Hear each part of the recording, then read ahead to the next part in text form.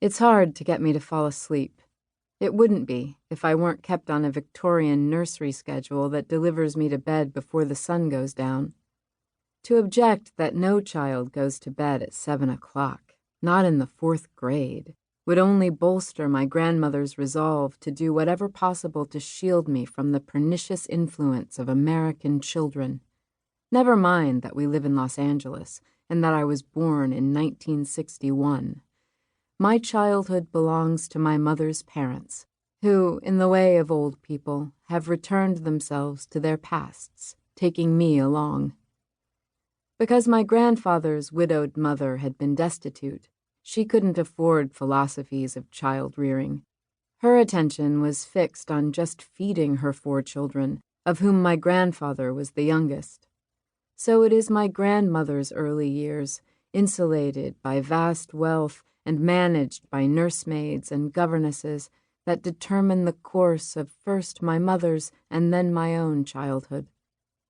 There's no money to employ a governess, not any more, but my grandmother is tyrant enough. I curtsy when introduced to adults.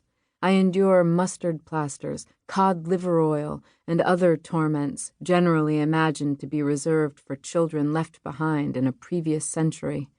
I am not allowed chewing gum, carbonated beverages, nail varnish, or to go to bed with damp hair. Peanut butter does not exist. I don't know what Love American Style is, or why it in particular among television programs other children talk about has earned my grandmother's opprobrium. I'd trade Christmas and a birthday for permission to watch The Brady Bunch, episodes of which I've seen at other children's homes and recognized as a valuable resource, answering my curiosity about drive-in movies, blue jeans, and other contemporary American blunders, like Twinkies that remain out of reach. In sunny Southern California, no day achieves a temperature that frees me from wearing a cotton vest under my school uniform blouse.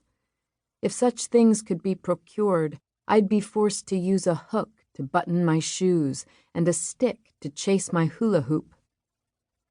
As my grandmother is not one to negotiate, there is nothing to be done about bedtime, except to keep my grandfather beside me. If he tries to kiss me good night before I am asleep, I get up and follow him out of my room.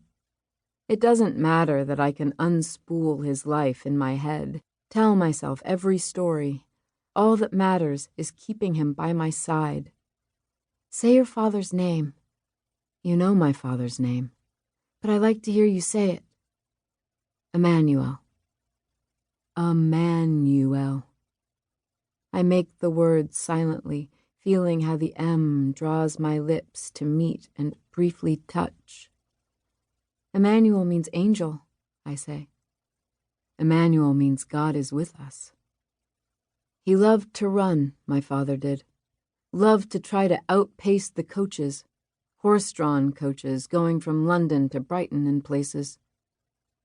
Why did he? For the fun of it, that's all. You didn't know your father? No, he died when I was 9 months old. A very handsome man, they told me. Uncommonly tall for a man born in 1861. So my mother, how tall? 6 feet 4 inches. My grandfather is tall, too. Black and white photographs of him as a young man don't show his blue eyes. But he was handsome, his countenance untroubled by the hardships he'd endured, the thousands of penniless miles he'd traveled. Isn't an angel of God talking to you? I ask.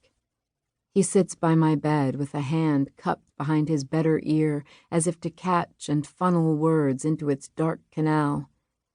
Is that what the Sunday school teacher says? No. Christian Science doesn't have angels. Only science and health with key to the scriptures and a chalky blue pencil for underlining the important parts. So my mother's parents loaned her what she needed to rent a house, my grandfather continues before I can interrupt again. And she took in what were called paying guests. Like a boarding house, I say. Like a boarding house, he agrees, as unashamed of having grown up poor as my grandmother is of having been raised in conspicuous luxury, safe inside the walls of privilege, while outside a cart and horse moved through Shanghai's international settlement, collecting night soil from the coolies whose responsibility it was to empty their employers' chamber pots. As the Chinese used human waste to fertilize their crops, farmers prized the excrement of the rich and well-fed. You never knew your father. It seems to be a property of fathers in my family to misplace themselves. I have never known mine, and my fatherless grandfather is fully father to me.